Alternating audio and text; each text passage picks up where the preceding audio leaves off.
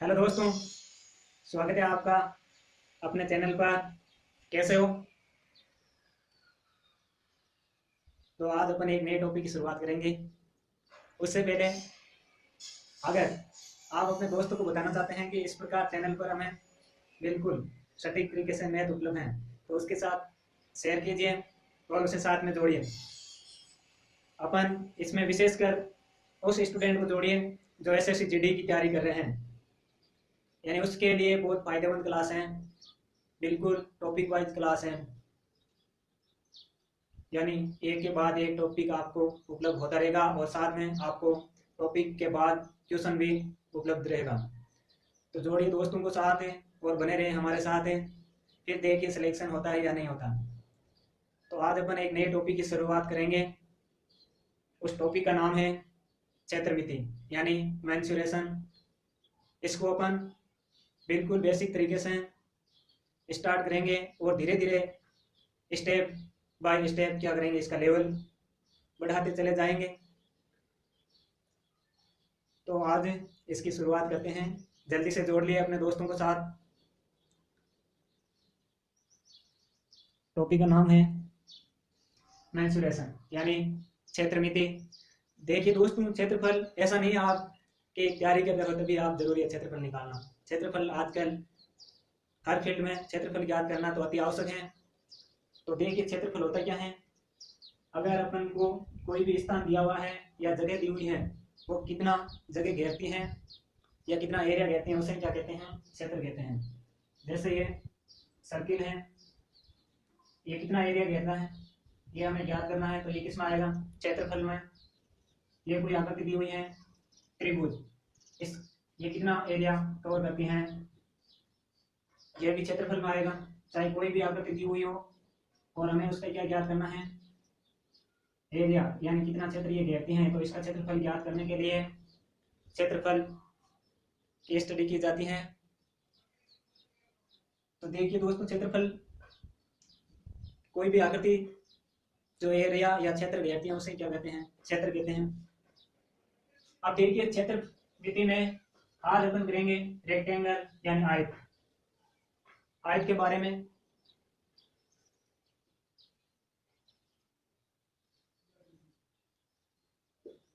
Rectangle या आयत, ठीक है दोस्तों।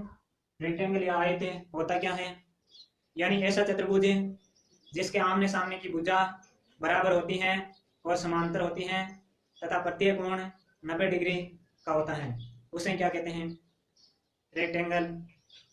उसे अपन रेक्टेंगल कहते हैं।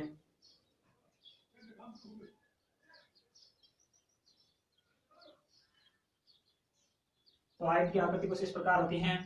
इसमें इसके सामने वाली भुजा दोनों बराबर होगी और दोनों समांतर भी होगी। ये भुजा और इसके सामने वाली भुजा ये दोनों समांतर होगी और ये बराबर होगी तथा प्रत्येक कोण 90 डिग्री का, ये प्रत्येक कोण 90 डिग्री का बनाता है रेक्टेंगल। तो इसे क्या कहते हैं, रेक्टेंगल कहते हैं। अब रेक्टेंगल का इन दोनों कोणों को जो मिलाती हैं ये दूरी क्या कहलाती है, इसका विकर्ण कहलाती है, डायगोनल, ये विकर्ण कहलाती है। रेक्टेंगल में दोनों विकर्ण एक दूसरे को प्रतिच्छेद करते हैं और ये समद्विभाजित होते हैं। रेक्टेंगल में विकर्ण बराबर होते हैं और ये प्रतिच्छेद करने के बाद ये विकर्ण समद्विभाजित विभाजित होते हैं, यानी ये विकर्ण उसके बाद ये भुजा और ये भुजा बराबर होगी, इसी प्रकार ये भुजा और ये भुजा भी बराबर होगी। तो इसका नाम दे देते हैं ए बी सी डी। ये क्या है, रेक्टेंगल या आयत है। इसमें जो ये दूरी दे रखी है ये तो क्या कहलाएगी, लंबाई, और ये इसकी चौड़ाई। चौड़ाई को बी से दर्शाते हैं और लंबाई को एल से। अब अपन इसका क्षेत्रफल पढ़ रहे हैं तो ज्ञात क्या करेंगे, क्षेत्रफल यानी ये पूरा कितना एरिया कवर करता है। क्षेत्रफल ज्ञात करने का सूत्र क्या होता है,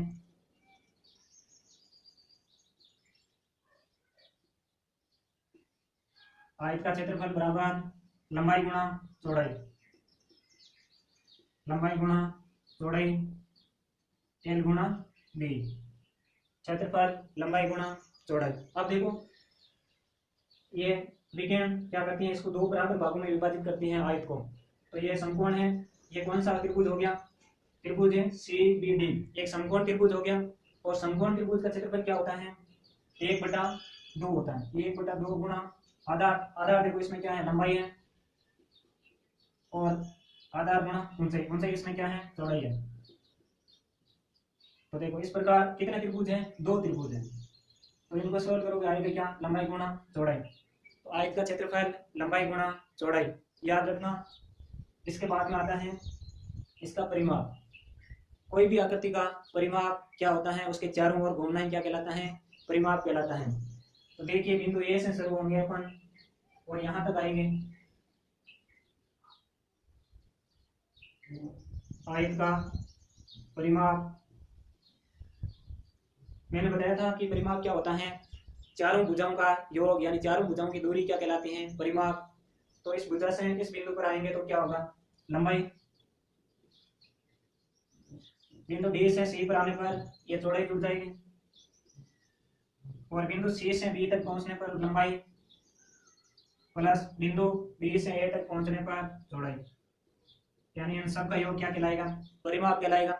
अब देखो इसमें 2 बार लंबाई है और 2 बार चौड़ाई है, 2 कॉमन आ जाएगा, अंतर क्या बचा, लंबाई प्लस ए चौड़ाई, लंबाई प्लस ए चौड़ाई। तो आयत का परिमाप लंबाई प्लस ए चौड़ाई।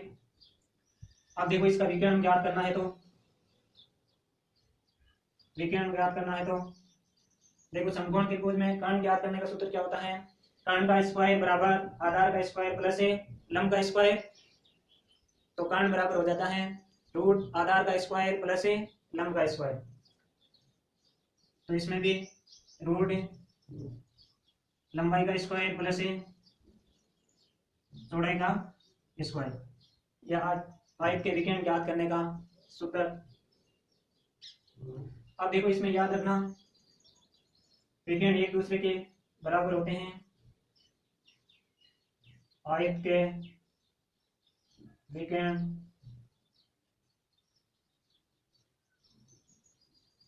बराबर होते हैं,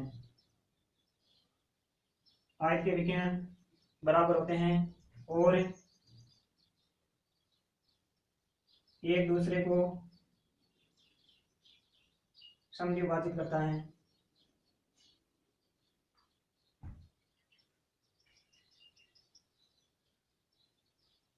यानी प्रतिच्छेद करने के बाद एक दूसरे को समविभाजित करता है। जैसे बिंदुओं को समविभाजित करने पर यहाँ से ए से ओ तक की दूरी किसके बराबर होगी, ओ सी के बराबर।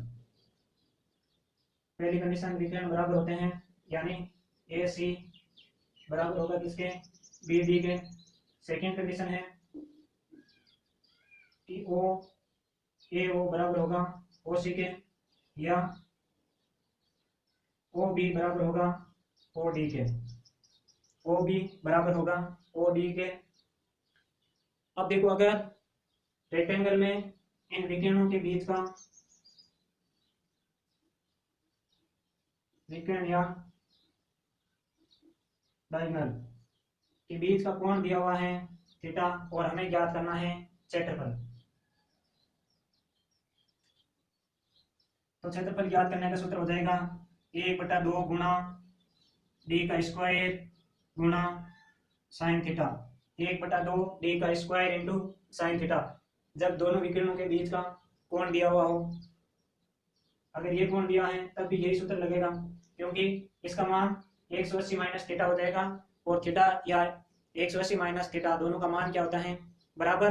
तो इसलिए इस थीटा का मान दिया हुआ है, तब क्षेत्रफल ज्ञात करने का सूत्र हो जाएगा 1/2 गुणा डी का स्क्वायर गुणा साइन थीटा।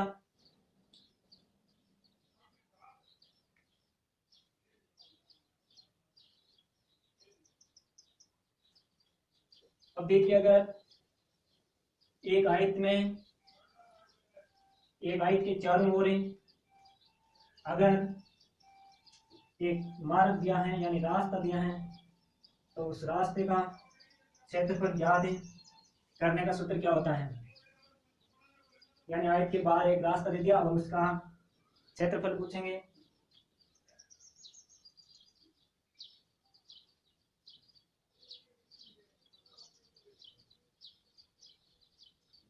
ये आयत यहाँ है और ये यहाँ से यहाँ तक लंबाई, ये इसकी चौड़ाई होगी। अब देखो इसके चारों ओर एक रास्ता दिया है,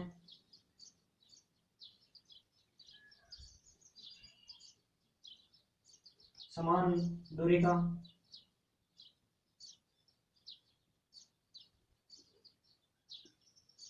चारों ओर समान दूरी का रास्ता दिया है और हमें इस रास्ते का क्षेत्रफल निकालना है। तो करना क्या है, इस बड़े वाले आयत के क्षेत्रफल में से छोटे वाले आयत का क्षेत्रफल माइनस करना है। तो इस रास्ते की दूरी क्या है, W। तो देखो इसकी लंबाई टोटल क्या हो जाएगी, ये W एक यहाँ और यहाँ, 2W किसमें ऐड हो जाएगा, लंबाई में, लंबाई प्लस 2W। इसी प्रकार देखो चौड़ाई में ये दूरी और ये दूरी ऐड हो जाएगी, तो चौड़ाई आएगी B प्लस 2W। अब देखो करना क्या है, बड़े वाले क्षेत्रफल लंबाई प्लस 2W इंटू चौड़ाई प्लस 2W, यानी ये बड़े वाले आयत की लंबाई होगी और ये चौड़ाई होगी। अब देखो इसमें माइनस करना है अंदर वाले आयत का क्षेत्रफल लंबाई गुना चौड़ाई। इसको सोल्व करो,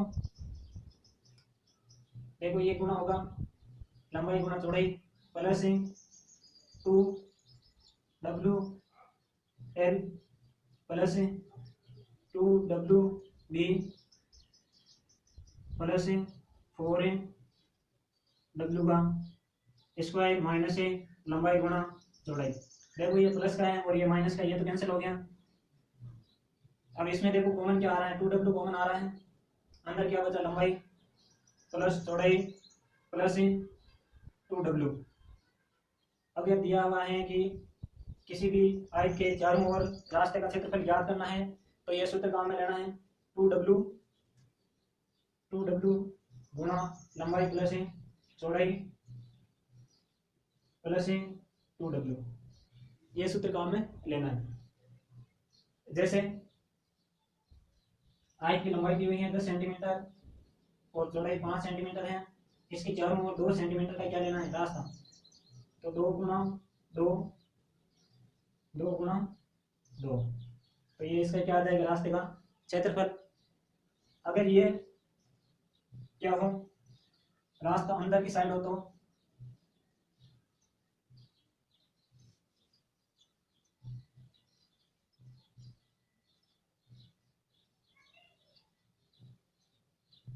यानी किसी आयत के अंदर रास्ता दिया हुआ है, तो लंबाई चौड़ाई, तो लंबाई चौड़ाई और छोटे वाले का क्या हो जाएगा, लंबाई माइनस 2W गुना लंबाई नहीं चौड़ाई माइनस 2W। तो इसको सॉल्व करोगे तो आएगा क्या, 2W लंबाई प्लस चौड़ाई माइनस 2W। तो इससे आप एक याद कर सकते हो। इसी प्रकार अगर ए आयत में बीचों बीच में से रास्ते क्रॉस हो रहे हैं, तो उन रास्तों का क्षेत्रफल ज्ञात कैसे करोगे,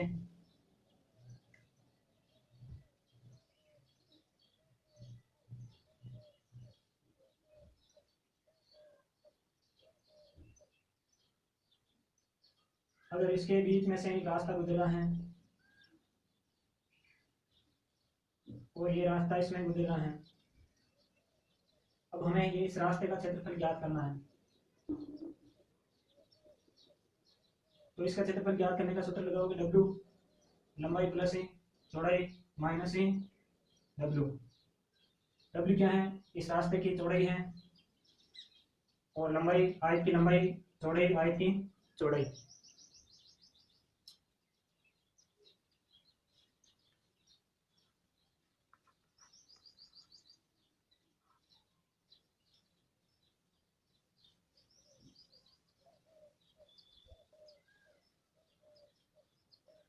आप देखो अगर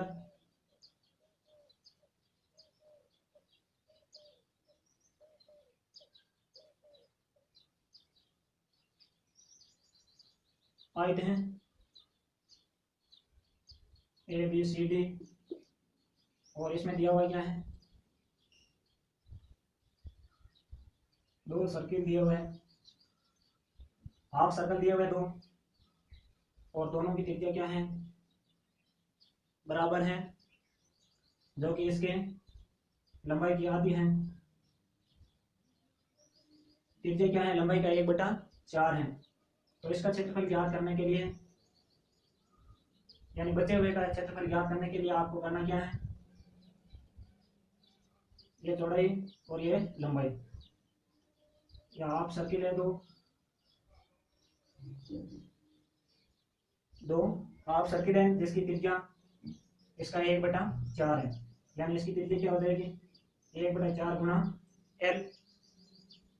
तो इसका क्षेत्रफल ज्ञात करने के लिए लंबाई गुणा चौड़ाई में से माइनस हो जाएगा। हाफ सर्किल की त्रिज्या दी हुई है 1/4 एल। तो इसका क्षेत्रफल ज्ञात करने का सूत्र क्या होता है, पाई आर स्क्वायर। पाई दिया है, आर का मान क्या है, 1/4 गुणा एल इसका स्क्वायर। तो पाई गुणा 1/16 गुणा एल का स्क्वायर। इस प्रकार सर्किल कितने हैं, 2 हैं, और दोनों क्या हैं, या तो एक सर्किल ज्ञात करो या 1/2 ज्ञात करो, 2 सर्किल हो जाना, यह आ जाएगा। तो इसमें से आप पाई गुणा 1/16 एल स्क्वायर माइनस ही कर दोगे।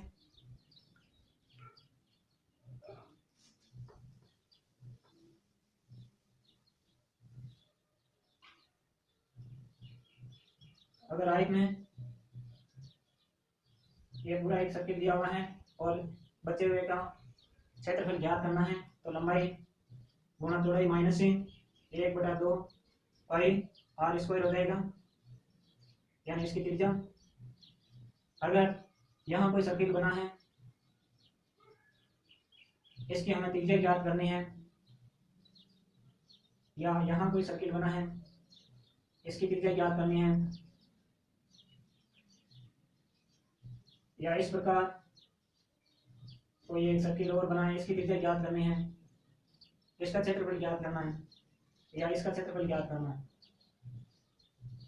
या इन दोनों का कॉमन क्षेत्रफल ज्ञात करना है गेज का। तो इस प्रकार के क्वेश्चन अपन जब स्क्वायर पढ़ेंगे, यानी वर्ग, वर्ग के साथ में अपन क्या करेंगे, देखो आयत का मध्य बिंदु, दो बराबर भागों में दो वृत्त का निर्माण करना है स्क्वायर का। तो ये स्क्वायर में अपन डिटेल से इसकी जानकारी लेंगे। ठीक है दोस्तों, धन्यवाद। वीडियो को ज़्यादा से ज़्यादा शेयर करें, लाइक और सब्सक्राइब करें। धन्यवाद दोस्तों।